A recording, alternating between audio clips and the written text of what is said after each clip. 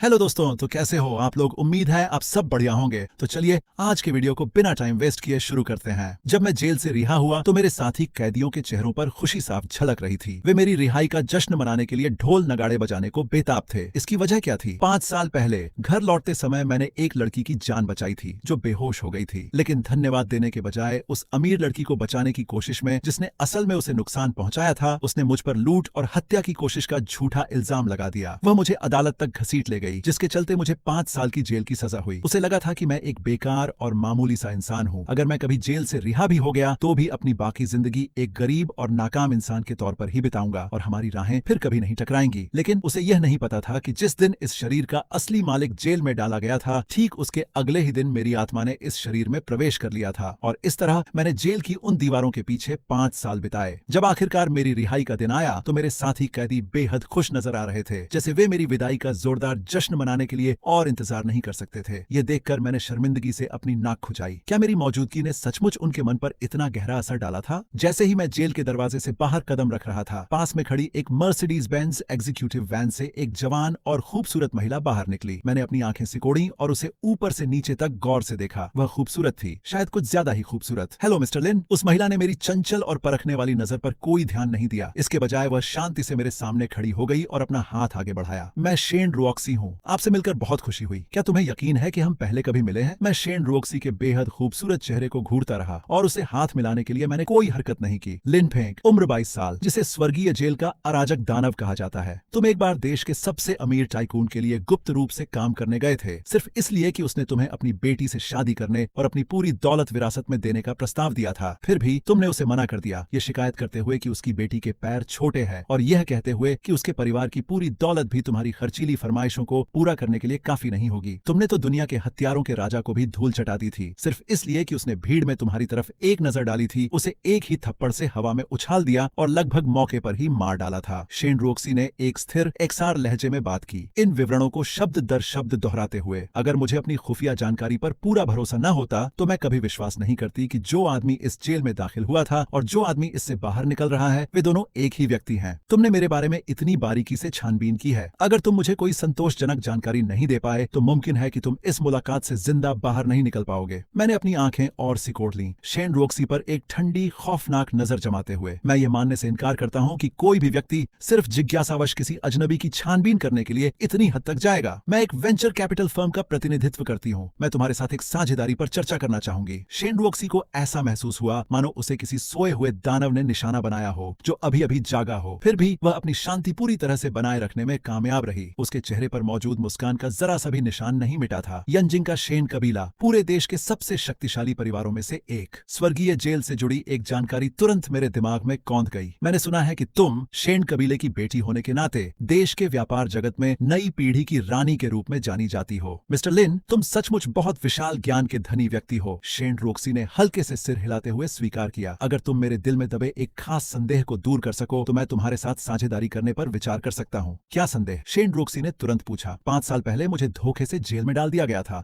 मुझे स्वर्गीय जेल में क्यों कैद किया गया था? ठीक उसी पल मेरे मन में झाओ याकी के चेहरे की तस्वीर उभर आई। उसके चेहरे पर एक बुरी भाव थी और उसकी आंखों में एक तीखी खतरनाक चमक थी। 5 साल पहले जब मैं घर लौट रहा था तो मेरी मुलाकात झाओ याकी और उसके बॉयफ्रेंड सुनहाओ से हुई। वे दोनों आपस में जोरदार बहस कर रहे थे। तभी एक हादसा हो गया। सुनहाओ ने अनजाने में झाओ को जमीन पर धक्का दे दिया, जिससे उसके सिर पर गहरी चोट लगी और वह सदमे में चली गई। घबराकर सुनहाओ ने मुझसे, जो उस समय बस वहां से गुजर रहा एक राहगीर था, मदद की गुहार लगाई। उस समय मैं एक नेक दिल इंसान था। बिना कुछ सोचे समझे मैं उसे बचाने के लिए तुरंत आगे बढ़ा, लेकिन होश में आने पर झाओ याकी ने जरा भी एहसान नहीं माना। इसके बजाय सुनहाओ के उकसाने पर उसने मुझ पर ही पलटवार कर दिया और मुझ पर झूठा इल्जाम लगाया कि झगड़े के दौरान मैंने जानबूझकर उसे चोट पहुंचाई थी। आखिरकार मुझे बेकसूर होते हुए भी जेल में डाल दिया गया। मैं भी उस पूरी कहानी के पीछे की सच्चाई जानना चाहूंगी। शेन रोक्सी ने एक कड़वी मुस्कान दी। तियान्यू शिया साम्राज्य की सबसे रहस्यमयी जेल है और मैंने जो जानकारी जुटाई है उसके आधार पर सुनहाओ और झाओ याकी का कोई खास रिश्ता नहीं है। उन्हें तो छोड़िए, जिनके पास आपको उस रहस्यमयी तियान्यू जेल में डलवाने की ताकत हो, उन्हें तो शायद यह भी नहीं पता होगा कि ऐसी कोई जगह मौजूद भी है। अगर ऐसा है तो फिर साझेदारी का तो कोई सवाल ही नहीं उठता। यह सुनकर बातचीत जारी रखने में मेरी सारी दिलचस्पी तुरंत खत्म हो गई। मिस्टर लिन, भले ही साझेदारी मुमकिन न हो, लेकिन शायद हम दोस्त तो बन ही सकते हैं। शेन रोक्सी ने हल्की सी मुस्कान के साथ कहा। मुझे याद है कि आपका घर जियांगजो शहर में है। इत्तेफाक से मैं भी जियांगजो ही जा रही हूँ। अगर आपको मेरे से कोई परहेज न हो तो आप मेरे प्राइवेट जेट में मेरे साथ चल सकते हैं। आप इतनी उत्साह दिखा रही हैं तो मैं भी आपको निराश नहीं करूंगा, मैंने शरारती अंदाज में मुस्कुराते हुए कहा। 4 घंटे बाद शेन रोक्सी का प्राइवेट जेट जियांगजोउ हवाई अड्डे पर उतरा। प्राइवेट जेट के केबिन में बने बेडरूम के अंदर मैं नरम और विशाल बिस्तर पर आराम से सोया हुआ था और शेन रोक्सी की मदहोश कर देने वाली खुशबू को अपनी सांसों में भर रहा था। एक ऐसी खुशबू जो खून में हलचल मचा देती थी और जो बिस्तर पर अभी भी महक रही थी। मैंने आलस भरे अंदाज में अंगड़ाई ली और फिर धीरे धीरे उठकर खड़ा हो गया। बढ़िया बिस्तर है, अफसोस कि तुम इसे मेरे साथ शेयर करने के लिए यहाँ नहीं थी। मैं बेडरूम से निकलकर मेन केबिन में आया और मजाकिया लहजे में यह बात कही, तो मैं मान लूं कि मेरे मामलों की तुम्हारी जांच अभी खत्म नहीं हुई है? मैडम, यह आदमी बहुत ज्यादा घमंडी है। एक तेज बॉब कट बालों वाली औरत अचानक अपनी सीट से खड़ी हो गई। वह साफ तौर पर नाराज लग रही थी। वह शेन रॉक्सी की असिस्टेंट थी जिसका नाम लिन शियाओवान था। जो आदमी तियान्यू की चारदीवारी के अंदर सबसे ऊपर राज करने की काबिलियत रखता हो, उसे घमंडी होने का पूरा हक है। शेन रॉक्सी मेरी दूर जाती हुई परछाई को देखती रही। उसकी आंखों में एक सुनहरी चमक कौंध रही थी। मुझे यकीन है कि वह दिन दूर नहीं जब शिया किंगडम और सच कहूं तो पूरी दुनिया उसके जेल से छूटने की खबर सुनकर कांप उठेगी। मैं भी उसे यह कारनामा करते देखने का बेसब्री से इंतजार कर रही हूँ। लिन शियाओवान पूरी तरह हैरान होकर मुझे देखती रही जब मैं सीधे केबिन के दरवाजे से बाहर निकल गया। केबिन के ठीक बाहर प्राइवेट जेट के पिछले हिस्से से जुड़े बोर्डिंग ब्रिज पर झाओ याकी खड़ी थी। वही औरत जिसने मुझे फंसाकर जेल भिजवाया था। अब वह एक मशहूर इंटरनेट सेलिब्रिटी और लाइव स्ट्रीमर बन चुकी थी और उसके आसपास उसके असिस्टेंट और बॉडीगार्ड मौजूद था। मैं अभी अभी जेट ब्रिज से निकलकर एयरपोर्ट टर्मिनल की तरफ बढ़ रहा था। आखिर कब मैं अपना खुद का एक प्राइवेट जेट खरीद पाऊंगा? जैसे ही झाओ याकी जेट ब्रिज से बाहर निकलने लगी, उसने शेन रॉक्सी के प्राइवेट जेट की तरफ देखा। उसके चेहरे पर साफ तौर पर जलन झलक रही थी। इत्तेफाक से ठीक उसी पल उसकी नजर मुझ पर पड़ी जब मैं जहाज से नीचे उतर रहा था। उसकी नजर के रास्ते में थोड़ी रुकावट थी, इसलिए वह सिर्फ मेरी आधे चेहरे को ही देख पाई। यह आदमी कुछ जाना पहचाना सा लग रहा है। झाओ याकी एक पल के लिए रुकी और पलक झपकते ही मेरी तस्वीर उसके जहन में कौंध गई। फिर भी उसे जरा भी पछतावा महसूस नहीं हुआ। इसके बजाय उसे अचानक जी मिचलाने लगा, एक बेहद घिनौना सा एहसास। ठीक वैसे ही जैसे 5 साल पहले हुआ था, जब मेरी जान बचाने के बाद वह मेरे सामने खड़ी पाई गई थी। झाओ याकी ने सहज ही अपने कपड़े और कसकर पकड़ लिए। धत तेरे की, उसने मन ही मन कोसा। मेरा शरीर ऐसे लंपट नीच के सामने कैसे बेनकाब हो सकता है? ऐसा लग रहा है जैसे कोई कीड़ा मेरे पूरे शरीर पर रेंग रहा हो। वह घिनौना इंसान नहीं हो सकता। सुनहाव ने मुझे बताया था कि एक बार जब उसे जेल में डाला गया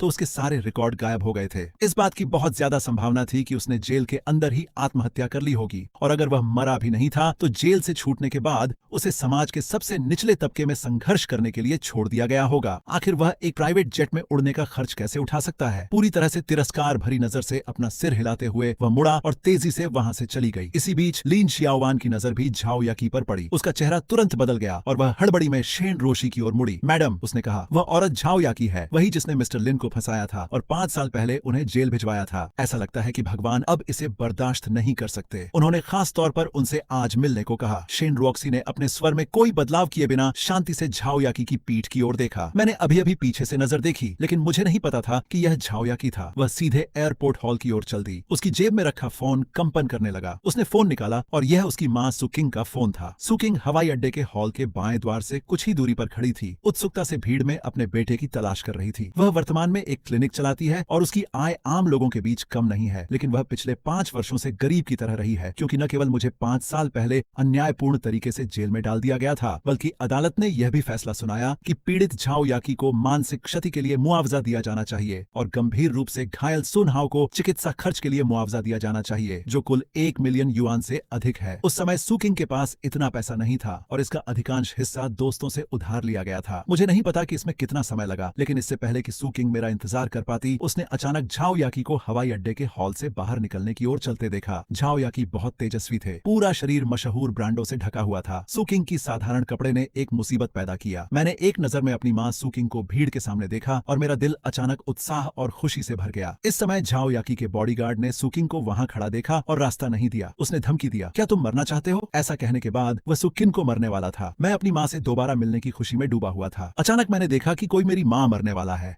मैं गुस्से से चिल्लाया और एक पल में रुक गया। मैंने बॉडीगार्ड की कलाई पकड़ ली। तुम मेरे काम में दखल देने की हिम्मत कर रहे हो? अचानक हुए इस दृश्य ने पहले तो बॉडीगार्ड को चौंका दिया और फिर वह गुस्सा हो गया। उसने अपना पैर उठाया और मुझे लात मारने ही वाला था। हालांकि मैं उससे तेज था। मैंने अपना दाहिना हाथ पटक दिया और बॉडीगार्ड की कलाई टूट गई। उसने अपना कंट्रोल खो दिया और जमीन पर गिर गया। मैं आगे बढ़ा और उसकी छाती पर पैर रख दिया, जिससे वह हिलने डुलने में असमर्थ हो गया। जब दूसरे बॉडीगार्ड ने यह देखा तो वह मदद के लिए दौड़ा और मुझे जोर से मुक्का मारा। मैंने अपने बाएं हाथ की हथेली को फैलाया और उसकी मुट्ठी को मजबूती से बंद कर दिया। बॉडीगार्ड का मुक्का मानो किसी लोहे की प्लेट से टकराया हो और उसकी चीख निकल गई, जो फेंक, ऐसा मत करो। इस समय सुकिन सपने से जाग गया और जल्दी से मुझे रोकने के लिए बोला। वहीं झाओ याकी भी सदमे से उबर गई। उसने अपने चेहरे पर अविश्वसनीय भाव से हमारी माँ और बेटे को पहचान लिया। मुझे तुम्हारे जीवित होने की आशा नहीं थी। एक पल में मेरे दिल में नकारात्मक भावनाएं उमड़ पड़ी। अगर तुमने दोबारा मुझे ऐसी बेकर नजरों से देखा तो मैं तुम्हारी आंखें नोच लूंगा। झाओ याकी ने मुझे उसे घूरते हुए देखा। चिल्लाते हुए सारस ने कहा कि मैं 5 साल पहले मर चुका हूँ। झाओ याकी 5 साल से इस दिन का इंतजार कर रहे थे। आप क्या करना चाहते हैं? मैं आपको चेतावनी देता हूँ, यदि तुम मेरी एक उंगली छूने का साहस करोगे तो मैं तुम्हें जेल की निचली मंजिल में डाल दूंगी। झाओ याकी के चेहरे का रंग बदल गया। झाओ याकी की चेतावनी सुनकर सुकिंग अचानक आश्चर्यचकित हो गई। वह तेजी से आगे बढ़ी और जाओ फैंग को रोकने के लिए मेरी बांह पकड़ ली। हत्यारा मत बनो, हम उसकी माँ को नाराज नहीं कर सकते। चिंता मत करो, आज हमें कोई नुकसान नहीं पहुंचा सकता। मैंने अपनी माँ को चुप करने के लिए कोशिश की। बहुत देर हो चुकी है, उसने मेरे बॉडीगार्ड को घायल कर दिया। इस कर्ज का निपटारा होना ही चाहिए। झाओ याकी ने मुझे बेरुखी से रोका। उन्हें विश्वास था कि वह सिर्फ एक फोन कॉल से मुझे दोबारा जेल भेज सकते हैं। सुक्विंगवेनियन के चेहरे पर घबराहट और अधिक तीव्र हो गई। वह नहीं जानता था कि मैं अब 5 साल पहले का विनम्र और कायर लड़का नहीं रहा, बल्कि एक ऐसा प्राणी था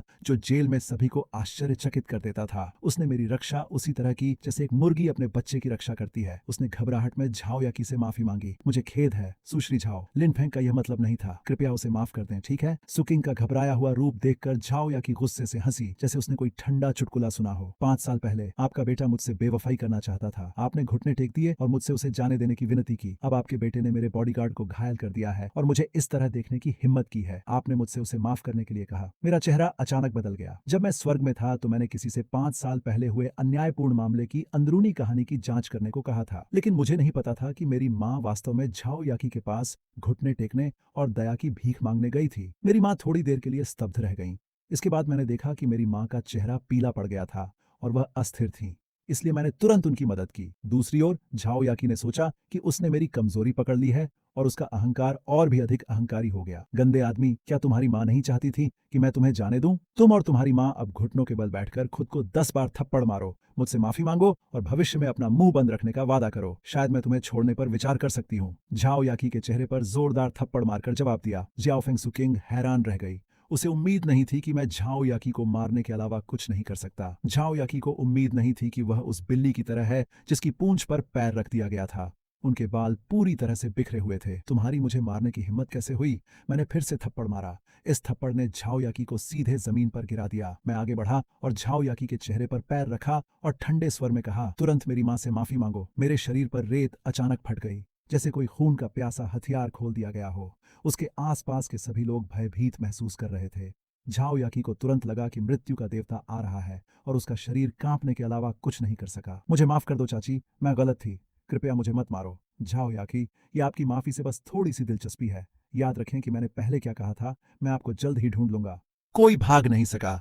झाओ याकी पूरी तरह से डर गई थी और उसका दिमाग शून्य हो गया था। वह चावल पर चोंच मारती मुर्गी की भांति सिर हिलाती रही। मैंने बकवास करना बंद कर दिया और झाओ याकी को जाने दिया, जो डर गई थी। वह खड़ा हुआ और अपनी मां सुकिन को जाने में मदद की। झाओ याकी के सहायक और बॉडीगार्ड सभी एक तरफ खड़े थे। जब तक मैंने सुकिन को दूर जाने में मदद नहीं की, तब तक मैं झाओ याकी की मदद के लिए जल्दी से आगे नहीं बढ़ा। झाओ याकी ने बॉडीगार्ड को उसकी मदद करने दी, जैसे कि वह कोई बुरा सपना देख रही हो, अपने चेहरे पर हैरानी भरे भाव के साथ। मिस झाओ, क्या आप ठीक हैं? ये देखने के बाद एक बॉडीगार्ड खुद को पूछे बिना नहीं रह सका। झाओ याकी ने बॉडीगार्ड की ओर एक तक देखा और फिर उसके चेहरे पर तेज दर्द देखा। वह गिर गया और चिल्लाया, मुझे इस तरह पीटा गया। क्या आपको लगता है कि कुछ गड़बड़ है? तुम दोनों बेकार आदमी एक मनहूस आदमी से भी नहीं निपट सकते। मुझे आप पे पैसे क्यों खर्च करने चाहिए? मिस झाओ, हम कमजोर नहीं है, लेकिन वह आदमी लड़ाई में बहुत अच्छा है। मैंने उसके हाथ पर मुक्का मारा और मेरे सीधे हाथ की हड्डी टूट गई। तो क्या हुआ? अगर वह लड़ाई कर सकता है? यह कानून द्वारा शासित समाज है। मैं चाहता हूं कि वह अपनी पूरी जिंदगी जेल में बिताए। वह कभी बाहर नहीं आएगा। लिनफेंग ने जो कहा था